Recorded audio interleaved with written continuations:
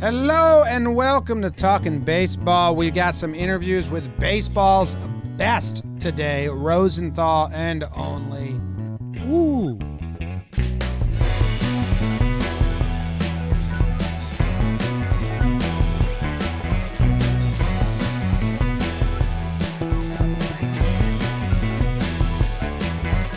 Hello and welcome to Talkin Baseball. We hope that you guys are having a fantastic time as we roll out some pre-recorded interviews from our live winter meetings live stream.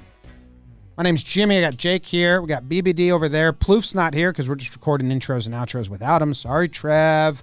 He is on the interviews today. We got Buster and we got Kenny, two top dogs in the baseball world. Neither of these two had been on the show before. You know, Passon's obviously a top dog as well, but we have a rapport with him. He's been on a bunch. We met Kenny once before. We said hi. We've exchanged emails. Never had any contact with Buster before. And that was cool that he said yes and came on. So that's two interviews here. Jake, do you have any fond memories from either of these? Man, Buster, fought through technical difficulties with us, which we always appreciate. And then he was awesome. I mean, probably our most heavy baseball talk, and then our most heavy history talk as well. Buster is a fast friend, and I think you might be seeing a lot more Buster Olney mix in with us because he's got a speed we like. And yeah, man, Kenny R. We've networked with him a little bit through the years, and it was almost like we didn't want to talk any of the Astros stuff, but also it was kind of like a nice moment. It was just ties like that bind us. Yeah, it was just like, wow. You know, everything that's happened in this year, you forget that giant connect the dot almost. So, and he fought through some technical difficulties too. So, how about that? And they're both tall like us, which we like. Super tall. Here you go. Baseball. Hello, Buster. Hey, what's happening, man? I'm good. Sorry about the technical difficulties. I'm not sure what's happened. We can actually see you though. We're just hearing you through the phone. Okay. You turn it up on my phone? All right. And my producer's telling me to turn it out. How are you doing? Thank you very much for sticking this out. Sure. No, I apologize. I wish we'd been able to figure it out, but you know, I'm kind of like a grandpa when it comes to technology, and I'm sure I'm at the root of your problem. It's all good. Don't say that. No. It's all good. We've had a lot of people fight it before. Jason Kendall fought it for like an hour. He did. I remember that. Let's see. I'm switching audio here. Let's see. Can we hear him now? Can you hear me now? Yes. Oh, yeah. That sounds beautiful. Beautiful. All right. Good. How you doing? We were saying you got a Belichick vibe going on with the sweatshirt there. Kind of looks like a workstation. Where are Yeah, it's in my home. It's my home office. You guys have seen that commercial with John Clayton, where you know he finishes up and then he pulls his hair out and he yells for his mom for the meatloaf. That's kind of like the setup here. This is my home office. I got backdrop there. I got a camera over that way, and this is a place that I'm locked in now. So That's work these days, huh? Man, it's crazy. So, Buster, we've gone to a couple winter meetings now. We're still trying to establish ourselves. From what we've seen, and, you know, we thought about asking people, you know, what do you miss the most? And I think a lot of people are okay. They're like, okay, I get to spend, 5 more days with my family or whatever. You are the king of winter meetings. You can't, our first one was the Vegas one. You couldn't walk 5 steps without getting a picture. I mean, are you missing the spirit that is winter meetings? I am, and I'm starved to talk to people in person. You know, that started during the summertime doing Sunday Night Baseball. I had those experiences of the first game that was played, the Nationals and the Yankees down in Washington. To be in the ballpark and not be able to talk to the players was excruciating. And then I had that, 2 or 3 other times, a couple games at Yankee Stadium, one in Philadelphia. I hated that. And that to me is a lot of the fun of just having sort of those BS sessions. You know, the first winter meetings I ever went to, I was 19 years old. They were down in Nashville. As a New Englander, I grew up in Vermont. Of course, Peter Gammons was my great hero, and I got to stand on the fringe of a group and listen to him talk. So, yeah, you can't replicate in-person conversations no matter how many text messages you sent out. We saw you and this was 2 years ago. We really had no business having a media pass or being back there, and we were walking around all skittish. And Jake, I think you took one picture, and it was with Buster. I have a pic. I'll show you sometime. We were going to put it on screen for you. Our audience can see it now. But yeah, I mean, we watched you walk from that Vegas lobby, and you could not take 5 steps, and you gave everyone as much time as they wanted to chat. It was pretty cool to see because, winter meetings, I always tell people, like, should I go as a fan? I said, yes, because if you want to talk baseball, everyone who wants to talk baseball is there. It's kind of weird. You get in an elevator, and you don't know who is in the elevator with you, but you overhear their conversation, and you're like, they're talking about a possible indoor trade, or they're talking about where DJ is going to go. And the whole vibe is it's just like, it's a baseball lovers convention. So we're missing it like crazy. And we've only done 2. When you think of winter meetings, is there a big moment, a big trade, a big scoop you got, or some event that comes to mind first? Yeah, I think the craziest one was that winter when Albert Pujols was a free agent. And I've seen a lot of trades and heard a lot of different things. But I was doing a Sports Center hit. I want to say it was a 9 a.m. Sports Center, and it's kind of a sleepy morning, and you know what you're going to talk about. And a source who was involved in that, and I'm not going to give his name, but he texted about 8 of us all at once and said, "Here's the deal. There's going to be an agreement between Albert Pujols and the Angels, and it's for $240 million plus a personal contract." To get that information 60 seconds before you're supposed to start talking on television. Oh, yeah. You talk about a rush, awesome. to have that experience. That was pretty cool. Do you just wink at your producer and say, watch this? Well, I mean, that was one where you got to tell the people back, the producers back in Bristol, because they're talking, and then you say, I got something, you got to come to me as soon as you can. Come to me as soon as you can. Come to me as soon as you can. Get the Albert Pujols graphic up, that sort of thing. While you're also trying to communicate with some of the other sources, that's why you do this job, is that fun adrenaline rush of coming out with news. Yeah, we were there last year for the Cole News, and as diehard Yankee fans, and it was funny to see Booney and then Cashman come in the lobby for the first time, and it was like a big party. We definitely left whatever sense of professionalism we were supposed to have as invited guests and became little fanboys running the lobby for good or bad, but that's kind of the only moment we have. Do you think there's going to be a crazy something in the next couple of days here? Is there any momentum before Christmas that we get one of these big names or one of the bats even off the board? Well, you know what? I mean, the one thing to keep in mind is that there are just so few teams being aggressive. Just talking with agents, you're like, okay, what teams are actually out there trying to be aggressive, trying to add? And you hear the same names: the Mets, the Blue Jays, and to a lesser degree, the White Sox. And if at any point, Steve Cohen's like the guy sitting at the poker table with his neighbors, who's got the pile of chips is 20 sizes bigger than anybody else. And if at some point he steps up and says, you know what, I want to take George Springer off the table. I want to take, JT Realmuto off the table. I want to take Bauer off the table. He's got the ability to do that. But the thing is, and I've had agents say this to me a lot, that the key to this whole slow winter so far is a vaccine, which is crazy, but that's exactly what's going on. The faster that teams get information about the vaccine and about how quickly it can be distributed and whether or not they're going to be fans in the stands, that's going to determine to some degree how much money they spend. Do I think something could happen? Absolutely. I think Lindor is going to be traded. I think he's going to wind up with either the Mets or the Blue Jays. I would bet, at this point, the Blue Jays. I think Springer is going to wind up with the Mets. I think there are going to be some other deals that come down. Am I confident that they're going to happen quickly? No, because I don't think there's anything driving it. Every time we have these labor situations with MLB and the Player Association, the only thing that really seems to move it are deadlines, and we don't really have a deadline on the current situation. Fred? I kind of wanted to go in on Can you hear Trevor first?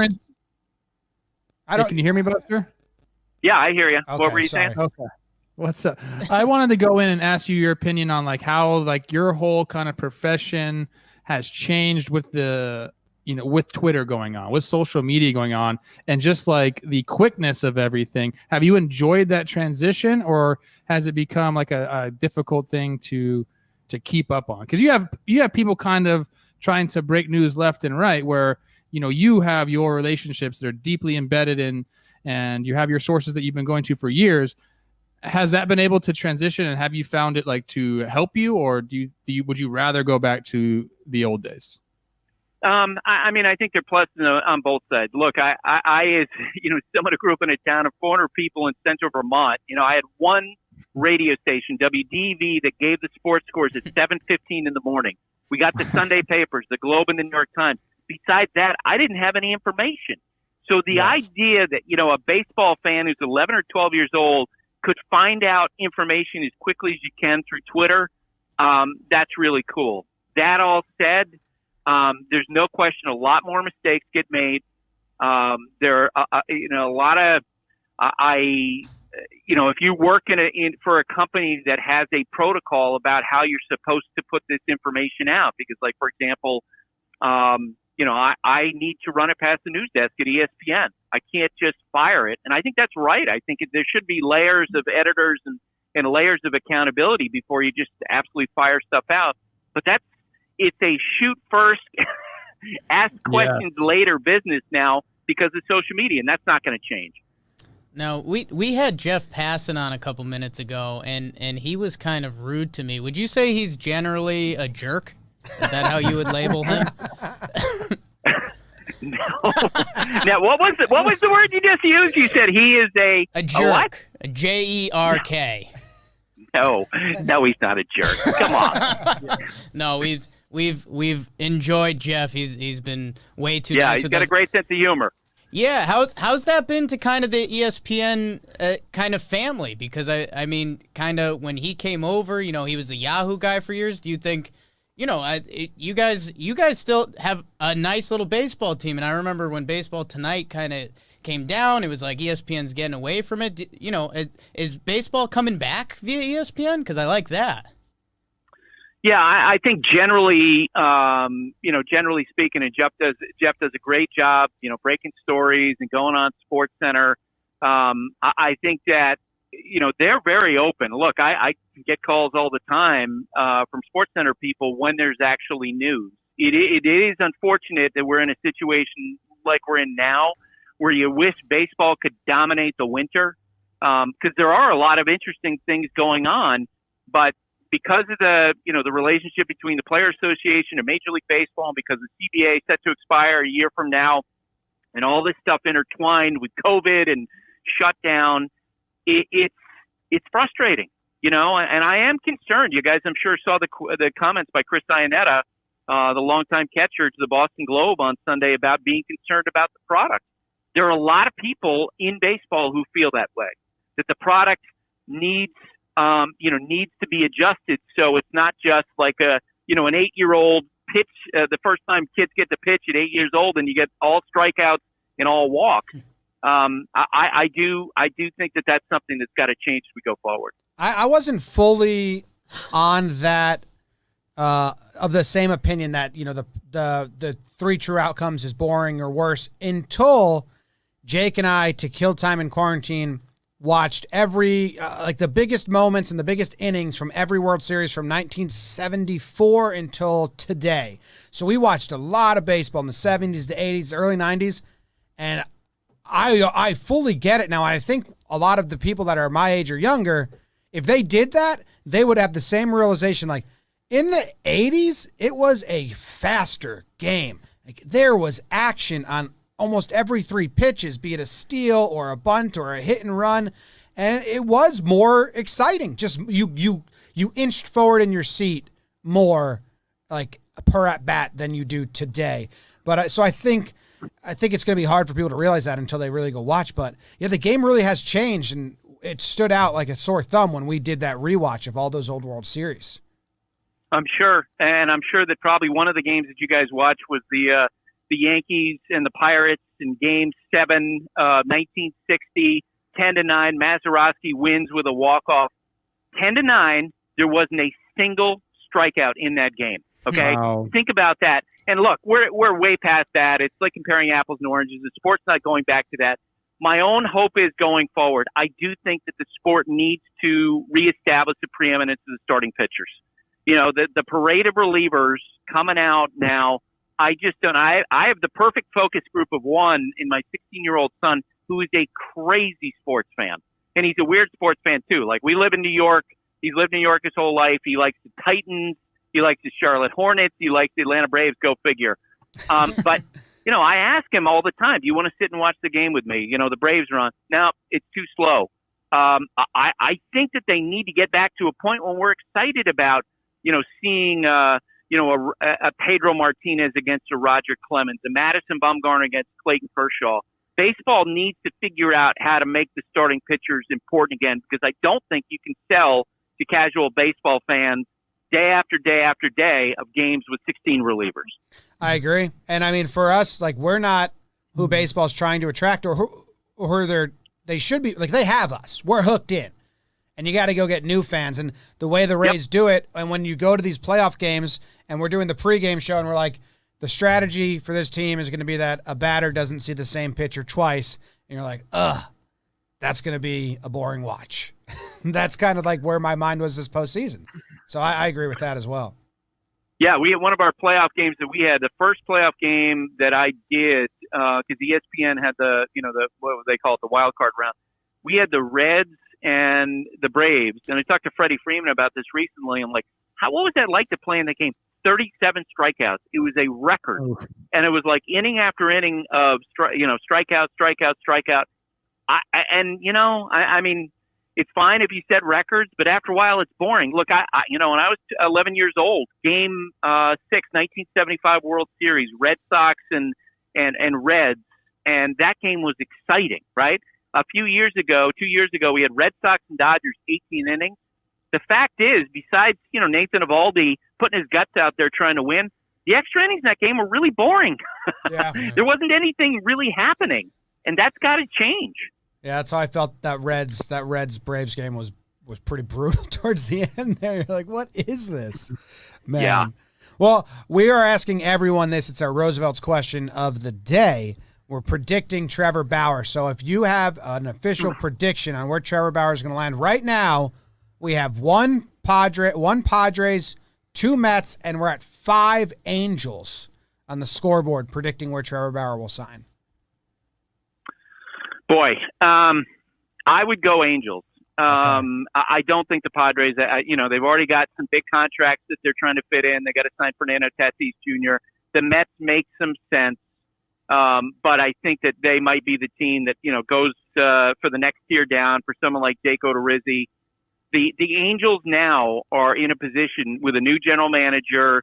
Perry Minasian's gone in there. He's making some aggressive moves. They're actually trying to win. Trevor being, from that area, I think that in the end makes sense.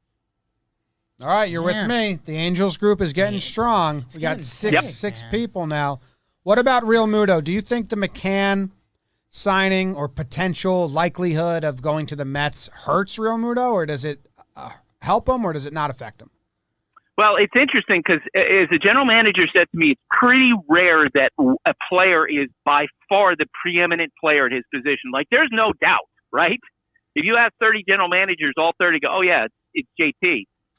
But because of the weird situation going on right now, with very few teams spending, you wonder what's going to happen. I kind of wonder if he doesn't, let's just, because the Phillies, we know, have indicated they don't have a lot of money spent, but if you're bringing in Dave Dombrowski to run your baseball ops, then you better back it up with some cash. Because it doesn't seem like a lot of teams are necessarily bidding on JT, I think the Phillies still would be the safer pick, but if it's not them, I think he's going to wind up with the Blue Jays. The Blue Jays are, they're going to spend money on somebody during this wintertime. Yeah. Okay.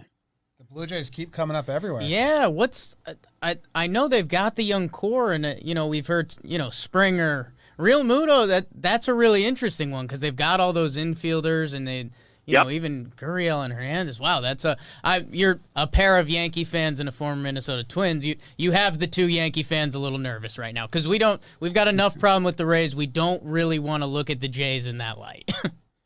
I'm going to scare you a little bit more. Here we go. I think they're going to wind up with Lindor because of the history of the leadership there. Ross Atkins, the general manager, Mark Shapiro, the club president, who were with the Indians when they drafted Lindor 8th overall in 2011. A lot of times when players are available, the teams don't really know they know this guy, and he's going to be traded. I think he's going to be traded either the Mets or the Blue Jays, and I would not be surprised if when on opening day, when it comes next year, that you're going to see Lindor playing with the Blue Jays. I'm less confident about JT landing there, but I think of all the guys, big names who are available, that's the guy I think who's most likely to wind up in Toronto, and they're going to wind up with somebody. Man, I guess they're big players. We have heard that the Blue Jays are aggressively going after George Springer, maybe even more so that's being talked about. So pairing Lindor and George Springer together would be some sort of dynamic, top of your lineup there. I would love to see that. Talk about a boost. Oh, yeah, without a doubt. Look, they're if you're a team this winter, and you have some money to spend, you are going to do damage, right? Because it's like a soft real estate market, and where the prices have collapsed to a large degree, and there's not a lot of competition. So the Blue Jays being in this market, in this place with some really good players available, guys, they're going to do damage. And I can't predict with 100% accuracy how that's going to manifest, but they're going to wind up with really good players to add to what already is a pretty good young core. I liked what you said about Dombrowski going to the Phillies, and that means that they should be spending some money because that's what Dombrowski does. For the Phillies, if they bring back Real Muto and then they just go find the 4 relievers that they can get at the best price, like, is that a good offseason for the Phillies? Their starting pitching's good. Their lineup's pretty good. They bring back Real Muto because there's this crop of relievers out there that seem pretty cheap. And if you're a team that needs to stock up on bullpen, like the Phillies could revamp their top 4 out of the pen pretty easily if they have money to spend. Yeah, I agree with you. The way the reliever market is, it's really kind of crazy. I think Peter Gammons mentioned that there were 110 right-handed relievers. I mean, think about that. So if you happen to hit the right guys, the right combination of guys, like it's having a slot machine, right? Yeah, you pull the lever and you get the right guys, your bullpen can really turn around and improve dramatically. They could. That said, I will say that it feels like that the Phillies have been in a division that's generally speaking getting better because Steve Cohen goes in, the Mets situation changes, they're going to wind up with good players. The Braves are in a commanding spot. The Marlins are actually getting better. The Nationals are older, but in the last full season they were champions. It does feel like that the Phillies have had a lot of dysfunction this offseason. And, that story that I wrote about last week where, Zach Wheeler, I'm hearing from other teams, multiple other teams. Yeah, the Phillies have Zach Wheeler out there in case you want to make an offer. And then John Middleton calls me, says, that's not accurate. I wouldn't trade if they offered me Babe Ruth. I wouldn't trade for him. And then I had other teams saying, well, no, that is accurate. It 100%. And then Ken Rosenthal wrote it the next day as well. The Phillies, I think, in a really precarious spot. So for Dave to go in there, he's going to have to make, pick the right moves, I think, right from the get-go to keep up with the rest of the division. Man, and Babe Ruth is washed my thought process on the Phillies is if you go out and spend that much money and give that many years to Bryce Harper, you can't just pull the eject button the next year. You thought you were in a window. Like if you give a guy that contract, you think I got 4 or 5 years to go win a championship. You can't just in year 3 say, nope, I'm not spending any money. I'm not bringing in anybody, any help. I think they have to. They're in a spot now where they either got to go or they have to completely demolish everything and even try to trade Bryce, which would be probably a pretty tough test now. But I think they got to go. I think if they go, if I was them, I would not go after Real Muto. I think it's a little too much money to be spending when you have bigger areas of need. But it's never a bad idea to bring a guy like that back. I just think there's more pressing issues with the Phillies because they should be in the top part of the National League with their payroll, the city they're in, and the players they already have. They already have a pretty good base. It's supplementing that base in the right areas that they need to do. Yeah, Sam Miller, I thought, wrote a great story about this last week, where he basically went through, what the Phillies did after that, great run that they had through 2011. They tanked for 4 or 5 years. They didn't spend any money. They took their payroll down to the bottom, and they didn't get the payoff that the Cubs did or the Houston Astros did. That's just a fact. Like Aaron Nola, they wind up getting an ace pitcher out of that group, but besides that, they didn't get the supporting cast. And so an unfortunate, spot where Dave is now, I think as he takes over, he doesn't have like this unbelievable cast of, prospects down in the farm system. No. They have to prop up the major league team with free agent signing. Now, I do think that it is a winner in which you can do some damage if you spend a little bit of money. And it will be interesting to see if, in fact, they pass on JT and then decide, look, we have to, sign 3, 4, 5 guys as opposed to just giving a lot of money to one player at a premium position. Buster, I want to ask about a team we probably don't bring up enough, and it's because me and Jimmy are Yankees fans. The Boston Red Sox, because you mentioned the Blue Jays. They got some money to spend, and they've got a young core. Tampa has become this wagon of sorts. The Yankees have a nice young core. Baltimore's rebuilding and doing their thing. We'll see them in a couple years. What's going on in Boston? Because they got under the cap this year. The Twitter account tweeted that out, and Boston fans and everyone got pretty mad about it, which was rightfully so. But now, I mean, and something we say on here, and Trevor loves Heim Bloom, give Heim some time.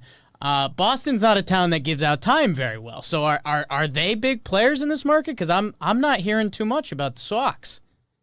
No, I haven't either. Like, I'm not hearing a lot. I do think it's another year of restructuring, rebuilding, of putting the infrastructures in place that when Heim was with the Rays, they did so well. Now, and I agree with you. Like, when there was any delay in them hiring Alex Cora, I thought they were insane. Like, and there was apparently touch and go whether or not they were going to hire Stan Fuld to be the manager. And I just thought, for Heim, if Heim was the one holding that up, my thought was he does not know the market. Like, because in Boston, you have a grace period that's small. And if after as bad as they were in 2020 with the lack of pitching that they had, if they hadn't hired Alex Cora, the new manager coming in, and they had another bad year, that guy would have been destroyed. Heim would have been destroyed because that's the nature of that market. So I think bringing Alex back bought Heim a couple of years. They're a team that has a lot of resources, a lot of money, but I still think they're in the process of backfilling and trying to build in their infrastructure as opposed to going all in and trying to win next year. I think it's pretty clear, Chris Sale coming back from Tommy John, that next year will be another year when the Red Sox are trying to put things back together. That was exactly Trev's thought process on the Cora hiring. He was like, Cora's going to be the guy now because that gives a little grace with the fans, and then they'll be bad for 2 years. The fans will be ready to get rid of Cora. Then you bring Sam Fuld in. That's exactly what you said, Trev. Hats off to you. You and Buster, same page.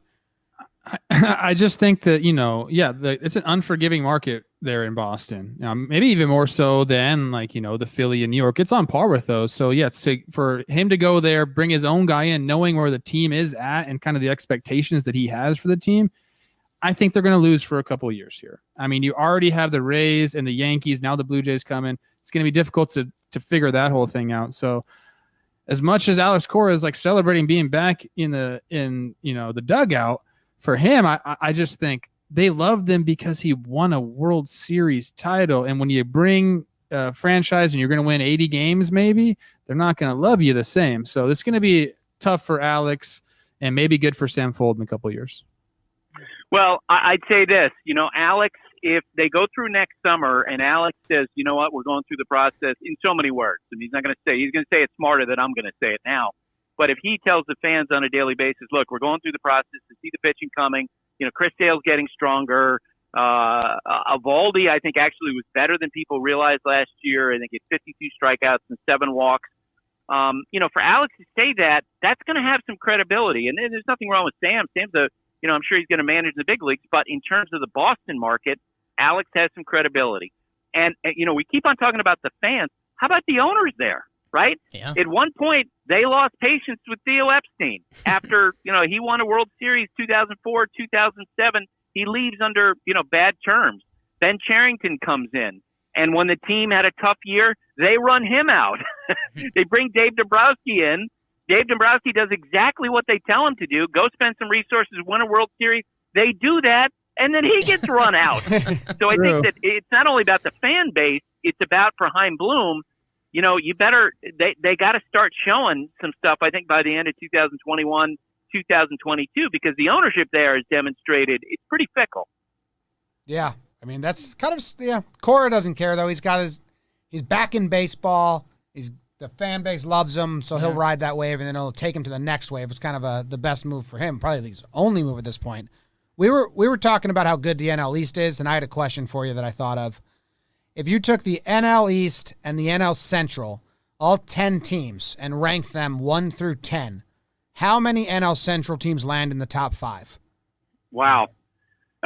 Boy, let's see here. I'm definitely ranking the Braves number 1 among all the teams. I am, definitely, and assuming the Mets make moves, I think they're going to wind up being the second best team. You're probably going down to 4, 5, 6 before you start thinking about the Cardinals, who absolutely, given the fact the Cubs are going through a restructuring, if the Cardinals don't win the National League Central in 2021, there's something wrong. With the Cubs blowing up their core, with the Brewers always managing payroll because they're, small market team basically, with the Pirates going through what they're going through, the Reds are cutting payroll. The Cardinals, they got to win that division. You got Jack Flaherty as your ace.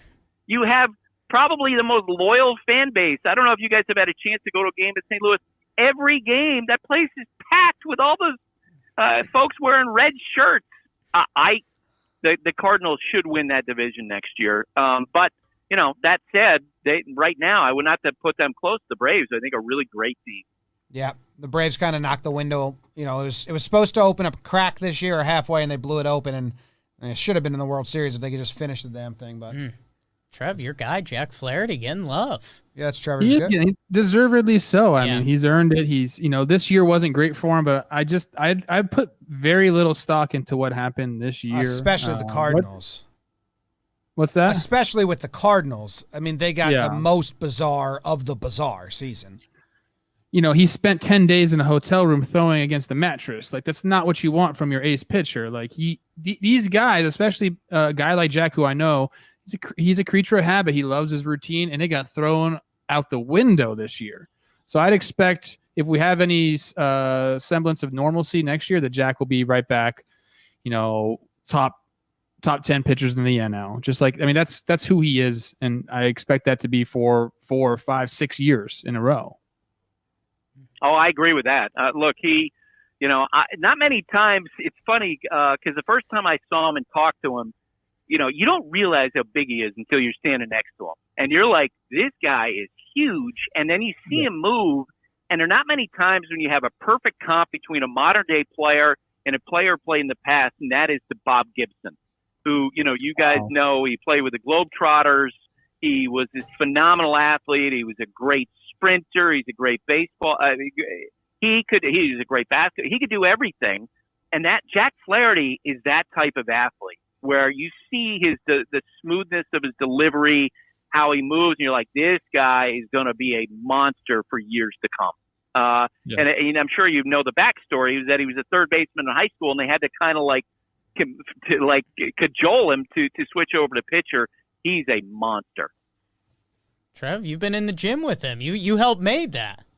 Trev takes a lot of credit for that guy. Too much. The more Am I think wrong? about I mean, is that a description? You agree with me on the description of him as an athlete? 100%. The more I think about it, I think back to the days when I was in the gym and you had Max Fried, Giolito, and Flaherty all working out with us. I thought I was like motivating them. I don't think they needed my motivation at all. In fact, they probably prolonged my career a little bit just trying to keep up with those guys. So I probably should send him like a glass of thank wine you, or a man. bottle of Yeah. wine. I mean, and Buster, those guys are freak athletes, all of them, and not just Jack, because we always give Jack so much love on this show, and rightfully so. But the other two of them, Max and Lucas, are extremely good athletes as well. And so I have to give them credit too, because if I don't, they'll be texting me saying, upset like, with you. Trev, we know we love Jack. Trev normally hates pitchers except those three Those guys three, for some weird reason. Yeah. Buster, I want to ask you quick. This was awesome. I mean, this was a baseball deep dive, most baseball we've done. Again, Jeff Passan mentioned nothing about baseball. All he talked about was his hair the whole time. It was really weird. What's up? Can we get a little Buster Olney off the field? I mean, what's going on? Do you sneak in some Netflix? Like, what's Buster Olney getting into in the off season? I am a huge Civil War buff.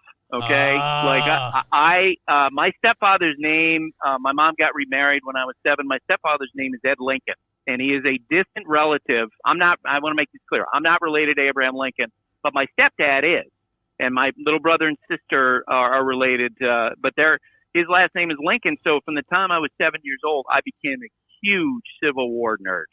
And so most off seasons, like 2 winters ago, I drove down, went to Appomattox, went to my 3rd time through Antietam, my 6th time through Gettysburg. I just absolutely love that stuff. And so this winter I've done because we're all locked down for the most part. That's what I've been doing. I've been reading a lot of Civil War stuff. What books have you been checking out? I'm a big history buff and book reader. Yeah, Jimmy's about to be in your DMs a lot more. So, any new book I got to check out? I have not read it, but I just read a New York Times book review about 3 weeks ago on a new book on Lincoln about his acumen in diplomacy, which fascinates me. And I'm not going to.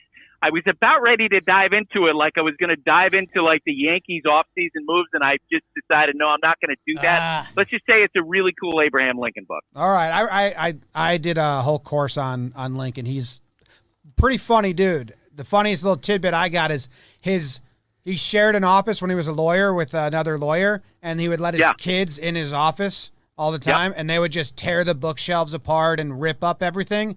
And Lincoln didn't care at all. He would just laugh, and his like partner-in-law was like, "What the fuck, Abe? Sorry, what the hell, Abe? You can't do this."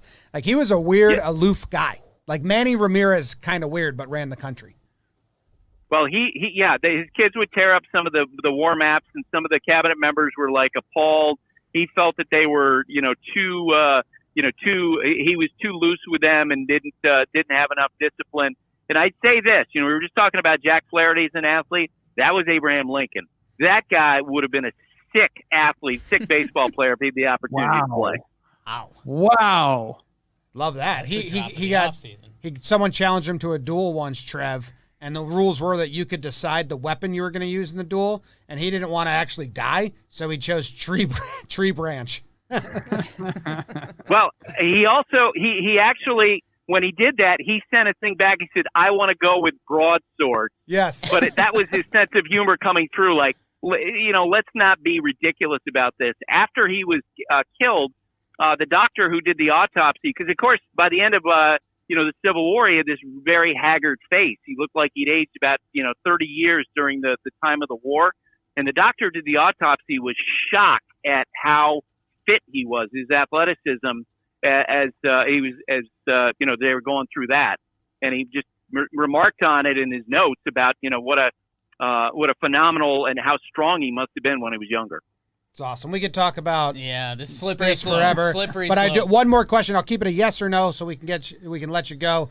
You scared me a lot with the Blue Jays talk, so I need a yes here. But you can be honest. DJ LeMahieu returning to the Yankees? Yes or no? My guess is yes. Okay, thank you very much. Perfect. We'll end it there. That's amazing. Thank you very much, Buster. We appreciate this. The best. Okay, guys. Great to talk with you. Thanks for having me. Of course. Thank you, Buster. What's up, guys? How you doing, Kenny? How's it going, man? I'm good. Kenny. Thank you very much for joining us. Pleasure. How are you? Now, What's going on? I gotta warn you guys, first of all, I'm not as cool as Passan.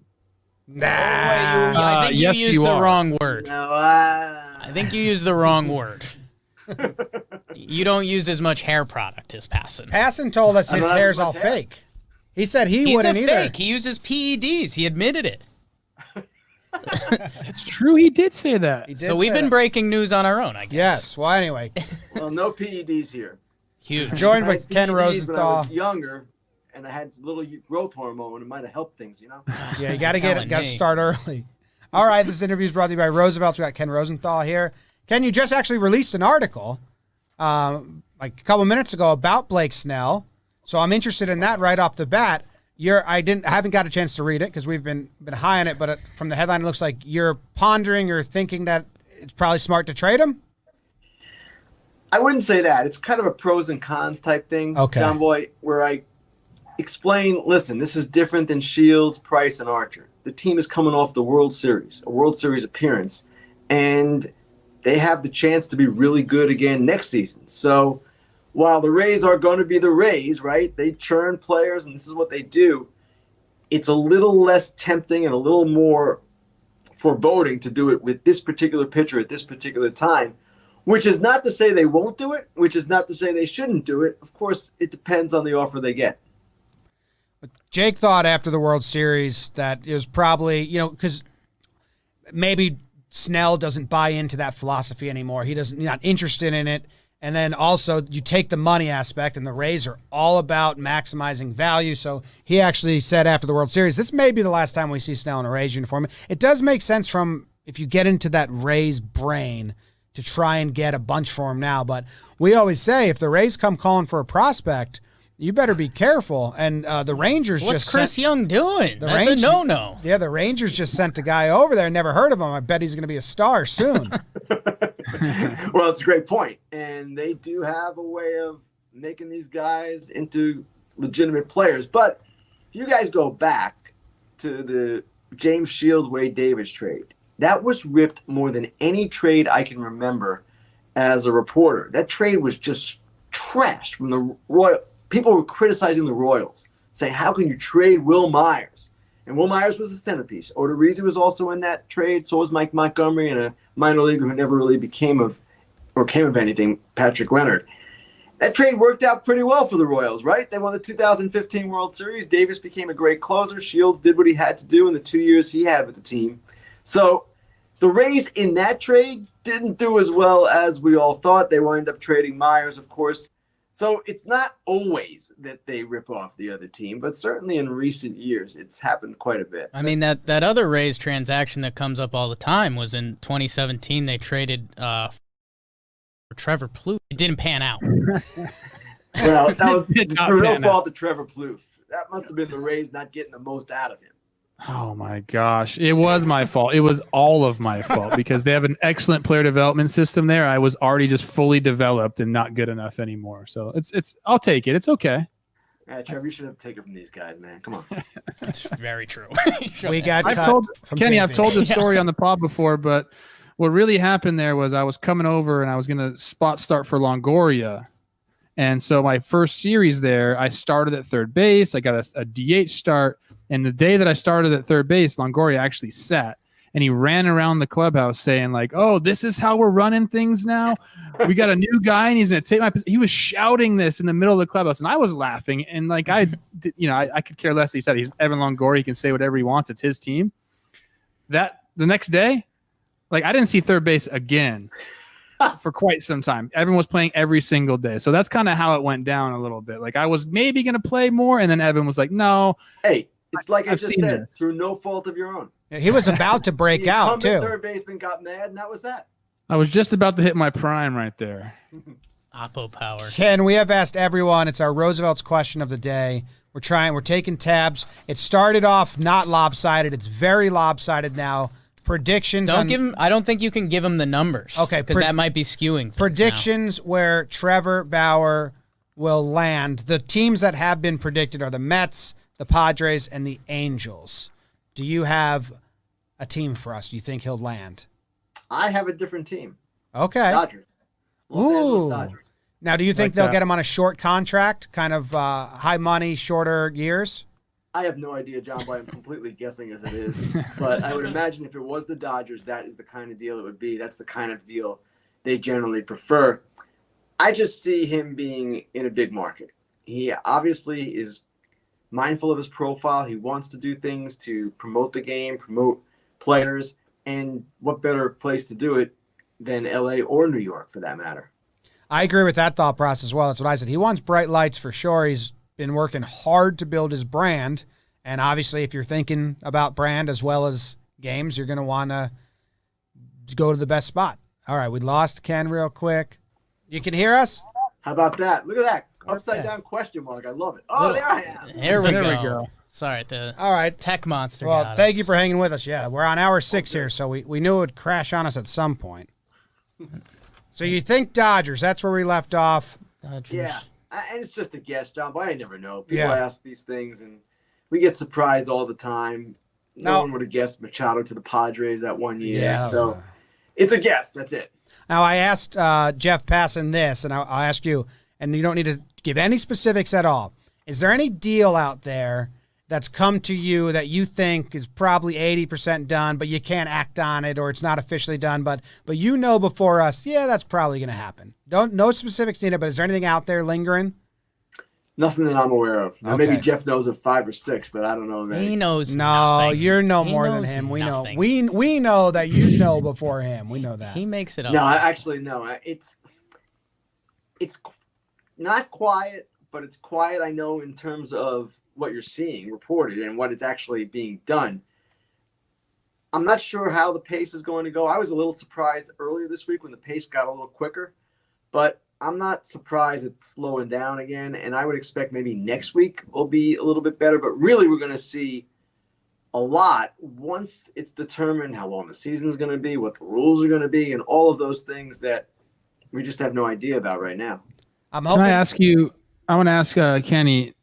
I think it was Buster, or maybe both him and Jeff referenced. There's only a handful of teams that are really going to be spending money this offseason. Are you hearing the same thing? Like, is it going to be the Blue Jays, the Mets, and the Angels? Like, is there any teams? Maybe the White Sox are in that. Like, who is spending money? I expect the Dodgers will spend some money, not a lot because they're near the threshold, but it's a handful. Those guys, I would agree with what they said. And the teams you mentioned, certainly we've seen the White Sox, the Mets, Blue Jays. The Yankees will spend to a degree, probably not much beyond LeMahieu if they get that done, based on what we're seeing and hearing so far. But it's not a lot of teams. Now, I will say this. The Royals have surprised me because here's a low-revenue team. Now, granted, I'm not saying they've done anything major. They haven't. But even Mike Minor, 2 years, 18, and Santana, 2 years, 17.5, that was beyond where I thought they would go. And here they are. They also, with their ARB-eligible guys, signed quite a few of them. I think it was 5.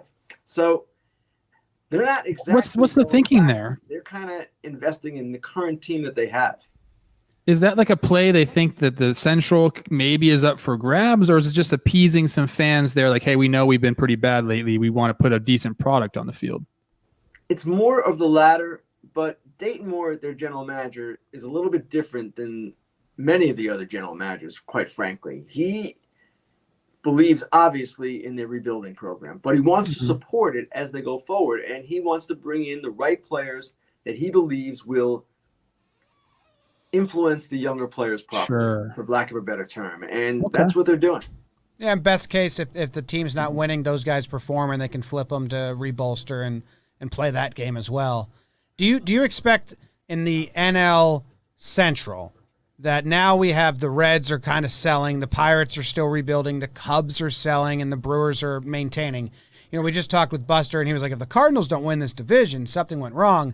Do you expect, because they've said they're managing payroll, but once they see every other team around them kind of going the opposite way, do you think maybe that incentivizes them to like, hey, let's go grab a guy because now we can really take this division easier? It should. I don't know that it will, but it definitely should. And the Cubs, frankly, are in the same position. They're good. They're the defending division champions. And I understand they want to redo the offense. We've seen enough of that offense, all of us, right? But they still are in a very competitive position, and the Cardinals are too. Now, the Cardinals, they need to address their outfield, figure out third base and all these different things, but they have the core of a really good pitching staff. Now, with them, they have to deal with Wainwright and Molina first. Those are franchise-type players for them, and then figure out the rest. And we saw them let go of Wong, which was a move that kind of signaled where they were financially. Do I expect that they will seize on some bargains in January? Their GM, John Mozeliak, all but indicated that yesterday. He said January is the new December and all that. So I do expect them to be somewhat active, but not crazy. They haven't gone crazy in a while. We were talking about, I don't know if we were, when we started this, we were kind of talking about baseball. Trevor brought up your interview with Carlos Correa that played out more like a WWE promo. Trev watches it back. Have you watched that back? Have you walked yourself through that again? Because that's one of the more wild interviews we've had in baseball in a long time. Baseball history right there. I watched it maybe once or twice, and I don't know how to explain this to you guys, but in a situation like that, I knew it was lively, right? I knew as it was going on, whoa, this is pretty good. But there were certain points afterward. I'm always like this, and I bet Jeff and Buster and everybody else you've had on from the media would say this too. There's always things you think you missed. Always spots where, I wish I had jumped in with this there and challenged him there and said this. That said, that was wild. You're right. It was wild. And it was something. One day I'll tell the whole backstory of how it came about, if I ever read a book when I'm like 95 years old. But the whole day, the whole 24-hour period was a little crazy. But that story has been crazy from the moment it came out and Jomboy did his thing and everything blew up. Oh. Yeah, I gave you credit for pushing back on him because he's obviously very fired up. You know, we saw that in him, and you kept pushing back and say, actually, no, Carlos, like this is what the report said. And I thought that was very important in that interview to not just let him go out there and air, you know, whatever he decided he wanted to air, but you said these are the facts, man. And you called him on it a few different times. And I think to me, that really made it like, yes, it was Carlos Correa, you know, shouting profanities at Cody Bellinger, and that enough is awesome. But for you to push back and interrupt him and say, actually, no, hold on, this is what the report said. That's what made the interview for me. And Jimmy said, I just went back and watched it. I was like, I got to go watch that interview again. Cause I remember being so enthralled with it while it was fresh. And I went back and watched it again. It's still that good. Like if anybody hasn't watched it in a little bit, go back and watch the interview. It's incredible. It's like a 7-8 minute clip or something like that. It's worth every second. Yeah. Thanks, Trevor. And actually, I thought I should have pushed back a little bit more. And really, in my situation there, listen, I have a lot of respect for Carlos, obviously, and he's a great player, and I've had a good relationship with him over the years, but I couldn't simply let him say this, and this when I knew it wasn't true. I knew from the report what had happened. I wrote the original report with Evan. So it went fine, and I was just kind of amazed at the whole thing, that it went down the way it did. But I did know he was fired up. I knew that going in. So I was kind of prepared for that. And I had my questions. I had to ask a few other questions, but it was something for sure, guys, that I'll remember. It was a big thing for me. Can you peel back the curtain a little bit on that article? So obviously you guys dropped it, and then you had to know beforehand, like, you know, this is going to change a lot of careers. This is huge scandal. How long before, you know, the first inkling of that article started until it got released in November last year? I won't talk about that. Okay. I'll tell you this, and you guys are going to laugh, but I will never forget this, and I've told this story before. The day it came out were the general managers meetings in Scottsdale, Arizona, and we've been working on it, and it comes out. It's out, I don't know, 20 minutes, half hour, and Evan and I are standing at the general managers meetings, and Evan says, this will be the biggest story I ever do. And I said, what are you talking about? You're a young guy. You're going to do many big stories. This is not that, it's not bigger than others that might come down the line. And the truth of the matter is, Jimmy, that I didn't realize the impact it would have. Sometimes, like, you're in the middle of this thing, you're working, you're trying to get it done, and you're not thinking along those lines. Now, looking back, what an idiot I was. It did impact careers, and it did have an impact on the game that was far greater than I ever thought. But at the time, I was just so worried about getting it done, getting it right with Evan, that part didn't hit me, and probably it should have, but it did not occur to me the way you would think it did. So when you're at those meetings, is everyone looking at their phone at the same time and you see like a wave go through the crowd of like, oh, everyone, it's out? Well, that goes on at the meetings anyway. Yeah. Everybody's looking at their phone all the time. But it's a nerve-wracking experience to publish a story like that, quite honestly. And you want to make sure you have it right. You know it's going to be challenged. You know it's going to cause a certain amount of stir. And there's no celebration or victory lap or anything like that. It's just the story is what it is, and we did our best to make it as good as possible. We knew other stories would come out of it. In fact, we were working on others at the time that would come out of it, and that's the entire focus. It's not like looking at other people and saying, we got you. It's not like that at all. Well, as one of the careers affected in kind of a positive way from that story, thank you. Sure. Thank you. Hey, you know what? Honestly, when the video came out, the one that day, Jimmy, Mm-hmm.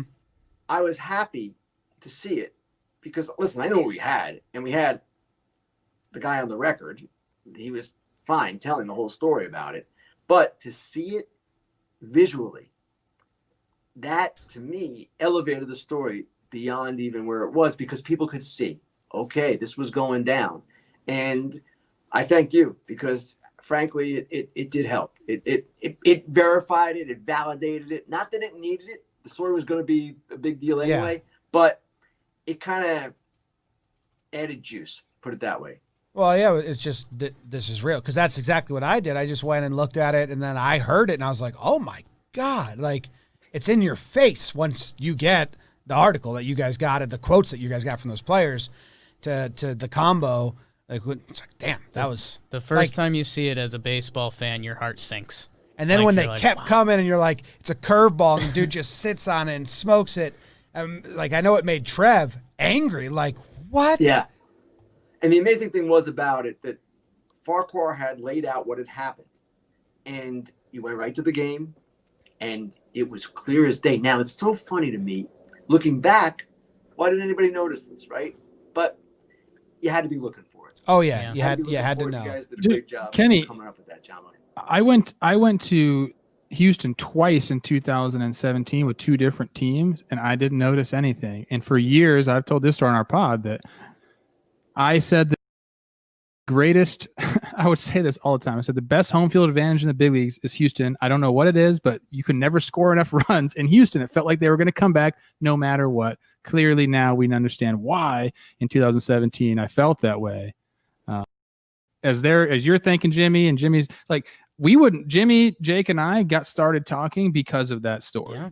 So here we are now doing all this cool stuff because we were sharing information forth, and then we met up, and now they can't get rid of me. So we owe you and Evan a lot for that. Yeah. So thank you. And we created something good then. And luckily, it led into such a normal year this year.